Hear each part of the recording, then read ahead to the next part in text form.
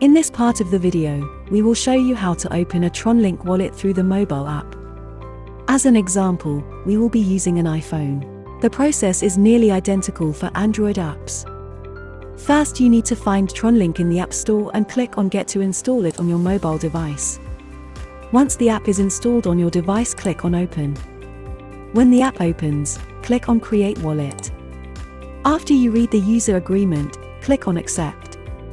On the Create Wallet screen, first name your wallet, and then choose a password for it. Remember to note it down and store it somewhere safe because Tronlink wallet passwords cannot be recovered. Re-enter your chosen password to confirm it and click on Create Wallet. The Tronlink wallet has now been created. The next step is to set up a mnemonic phrase to help you regain access to your assets if you forget or lose your password. Click on Backup now to proceed. Now click on Backup. Note down your mnemonic phrase in the sequence it appears and click on Already Backed Up.